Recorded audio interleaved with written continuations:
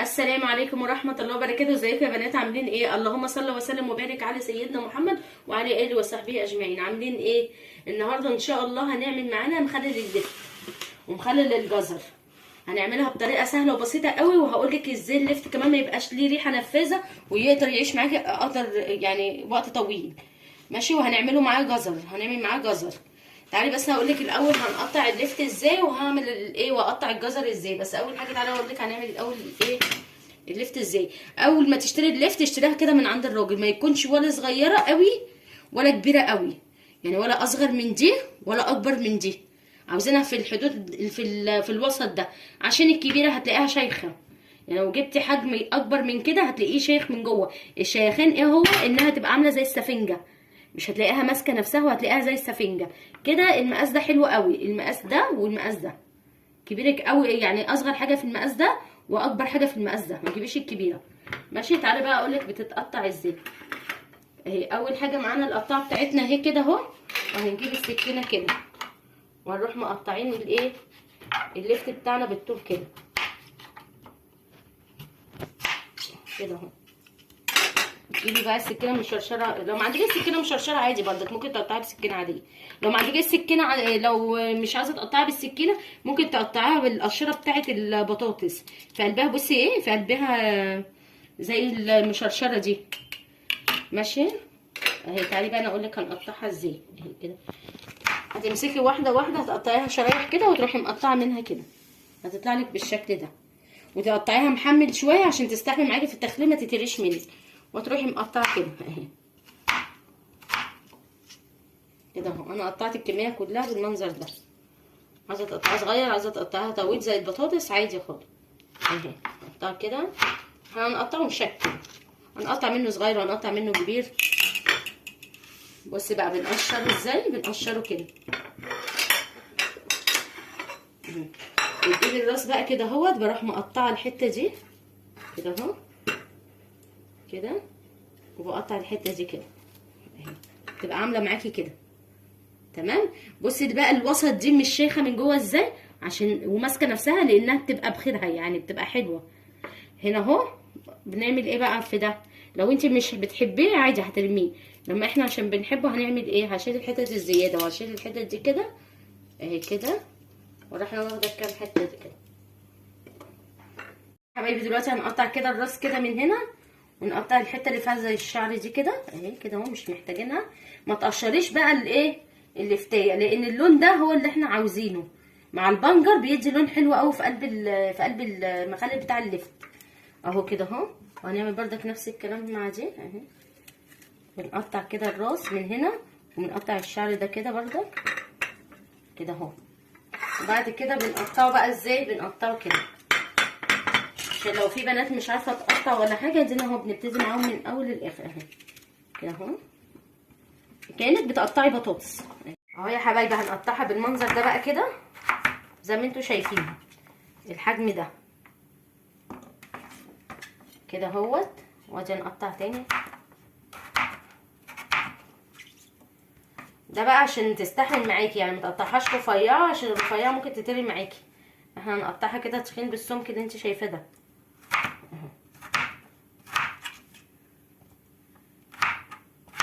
اهو. هقطع بقى انا الكميه يا حبايبي وارجع لكم تاني. الجزر بردك بنجيبه كده اهو. اهم حاجه بقى القشره بتاعت الجزرايه دي لازم تتشيل. ليه بقى تتشيل؟ لان بيبقى شكلها مش حلو اول حاجه، تاني حاجه بتبقى قاسيه وهي في المخلل، يعني بتبقى جامده كده مش حلوه. لا لازم تتقشر بقى كده. بصي بتبقى لونها حتى حلو كده.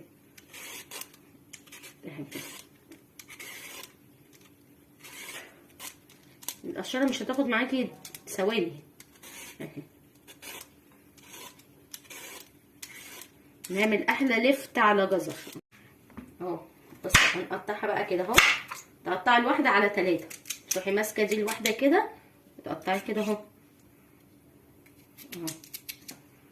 تقطعي الواحده على 2 واحده على 3، وبعد كده تقطعي الواحده على 2 كده. وتمسكي بردك القطعه بتاعتك تروحي مقطعاها كده. هوريكي بردك هقطعها في تقطيعه تانية اهي كده. اول تقطيع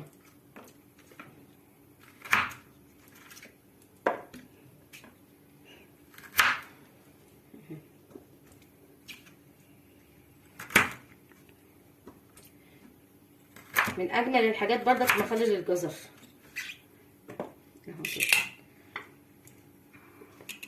هنعمل برضك واحده دي كمان اهي.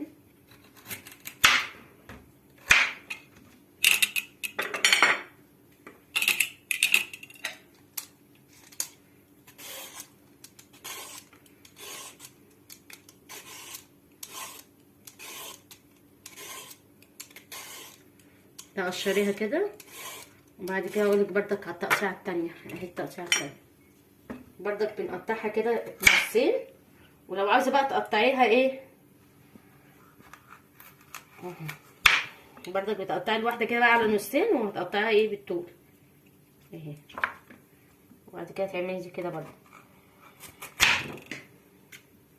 تروحي دي عاملاها كده اهي كده. تروحي جايبه بقى السكينه المشرشره بتاعتك دي وجايباها بالورب كده اهي معاكي كده، زي بتاعه المخلل زي بتاعه المحلات اهي. نفس التقطيعه دي، عايزه تقطعيها زي البطاطس قطعيها، وعايزه تقطعيها زي كده قطعيها برضك. الشكلين حلوين اهي. بتقطعيها بورب كده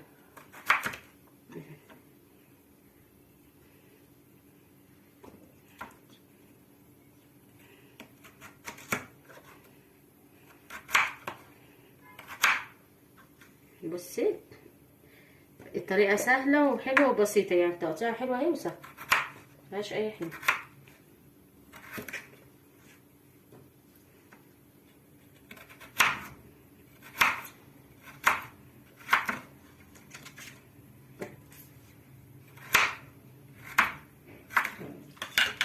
انا بقى اقولك هنعمل ايه في اللفت عشان ايه. هننقعه قبلها بيوم في قلب الايه في قلب التلاجة. اللفت بقى انا معايا قد ايه لفت هنا؟ معايا 3 كيلو لفت. 3 كيلو لفت هنحط عليها معلقتين كبار من الملح. ليه بقى المعلقتين الكبار دول؟ عشان المعلقتين الكبار دول هما اللي هينزلوا ميتهم، وهما هيعملوا ايه؟ هيخليها تشد معانا اهي كده. حطي 3 معالق. حطي 3 معالق، عاوزه تحطي معلقتين حطي، عاوزه تحطي 3 معالق حطي، بس احنا هنحط 3 معالق عشان ينزل لنا ميه حلوه. انا عامله كده، انا عاوزه الميه اللي في اللفت كله تنزل. هنسيبه قد ايه بقى في الملح بتاعه ده؟ هنسيبه ليله. يعني مثلا دلوقتي عاملاه من العصر، يعني دلوقتي العصر هنخليه لتاني يوم الظهر، هيكون الميه بتاعته كلها طلعت منها، والطبق ده بقى ربعه ميه كده اهو او نصه ميه. اعرفي ان اللفت كله عندك الميه اللي كانت في اللفت اللي ريحتها وحشه اللي مش مستحبيه في قلب المخلل، هو الميه بتاعته نزلت ماشي. واول حاجه الملح ده حلو في ايه بقى؟ في ناس كتير بتستغنى عن المرحله دي، لا دي اهم مرحله في اللفت كله والتخليل كله اللي هو في قلب اللفت ماشي. اهم مرحله انك انت بتحطي الميه، عشان اللفت اساسا ليه ريحه مش كويسه. الريحه دي بتنزل في الميه دي واللفته بتبقى حلوه، وبعد كده بعد كده هتلاقي الملح ده بيشد معاكي الايه اللفتايه. ان شاء الله بكره هعمله معاكم بقى، اخلله معاكم هو والجزر اهو يا حبايبي. لما رجعنا تاني يوم اهو بعد ما ننزل كل الميه بتاعته، شوفوا الميه اللي نزلت منه اهي. الميه دي كلها مش مستحبه خالص في اللفت. دلوقتي انا هشطفه واجي بقى نخلله مع بعضينا. خلاص يا حبايبي بعد ما شطفناه بص بقى عامل ازاي، شادت نفسه بقى جميل ازاي. لازم حكايه حركه الملح دي عشان ننزل الميه الزياده اللي فيه، وكمان البرطمان ياخده ايه براحته. معايا هنا 3 كيلو لفت، ومعايا كيلو جزر، ومعايا هنا 8 معالق من الملح، ومعايا نص فنجان من الخل، ومعايا واحده بنجريه كده بشراها، ومعايا قرنين فلفل حمر مقطعهم كده، و3 قرون من الفلفل الاخضر، ومعلقه كبيره من الهريسه. تعالي بقى. ومعايا قد ايه ميه؟ معايا 2.5 ميه، 2 رتل ونص ميه. تمام. تعالي بقى نبتدي ايه نحط المقادير على بعضها اهو يا حبايبي. دلوقتي هنحط اللفت بقى في البرطمان كده. البرطمان طبعا غسلينه كويس قوي قوي قوي وايه ومعقمينه ماشي. معقمتيه ازاي؟ انا غليت ميه كويس قوي يعني، خليتها تغلي يعني، ورحت حطيت البرطمان في قلبيها 10 دقايق كده، وتروحي شايله البرطمان وتروحي ايه هو هينشف مع نفسه. هتعملي بقى طبقه لفت وطبقه جزر كده اهو هيبقى احلى ان شاء الله لفته تاكليه. والملح مظبوط قوي، يعني 4 كوبايات بياخدوا ايه 4 معالق كبيره كده مسح كده اهو.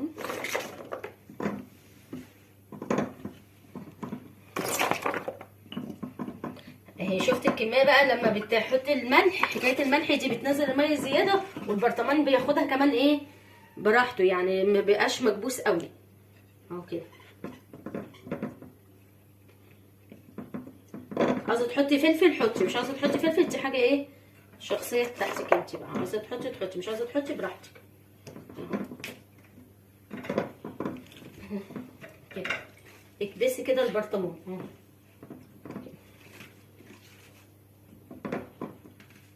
عايزه اقول لك اللفت هيطلع ان شاء الله روعه وجميل. طب هنفتح عليه بعد قد ايه؟ هنفتح عليه بعد 4 ايام. لو عايزاه يعيش معاكي مده اطول ما تحطيش خل خالص.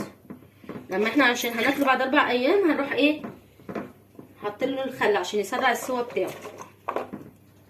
هو اساسا اي مخلل ملح وايه وميه، مش بتحط له ولا اكتر ولا اقل. اي بقى نكهه دي بتاعتك انت، زودتيها قللتيها دي بتاعتك انت اهي كده.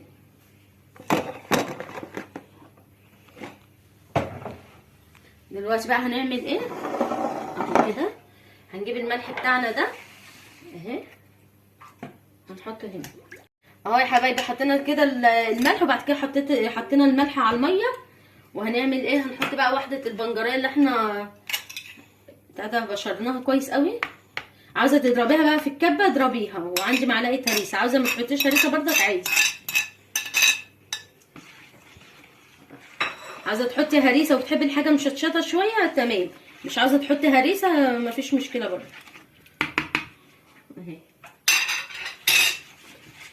دلوقتي بقى نحط الخل. الخل بقى ليه؟ الخل بيسرع السوا بتاعه. لو انت حاسه ان هو هيقعد معاكي فتره طويله شيلي حكايه الخل، لان الخل ممكن يقلبهولك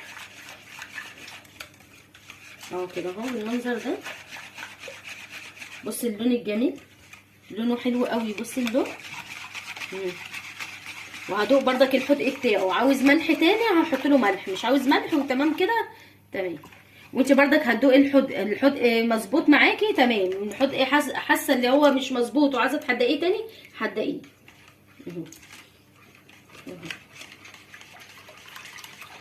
تاكلي منه بقى بعد 4 ايام. بصي حاجه كده قمر قمر قمر، جنب سندوتشات فول وطعميه، جنب بتاع ده كشري، جنب الاكلات الشعبيه بقى بتبقى تحفه.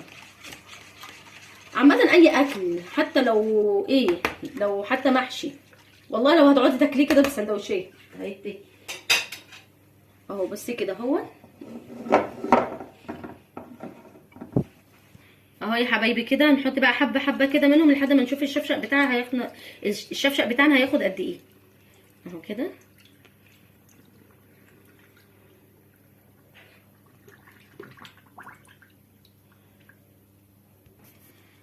اهو يا حبايبي. بعد ما حطينا له الميه بقى بتاعته ونحط له كمان البنجر اهو. انا حطيت له البنجر بتاعه وكل حاجه. انا كان عندي حتتين كده زياده قلت احطهم. وخلصنا يا حبايبي اهو اللفت بتاعنا القمر السكر ده. شوف عامل ازاي، شفت الشكل بتاعه عامل ازاي، اللون ده كله موحد. ليه؟ عشان احنا بشرنا الايه بتاع البنجرايه. لما تبشروا البنجرايه اللفت كله هيبقى لون واحد، ومعاها معلقه هريسه. شفت عمل ازاي.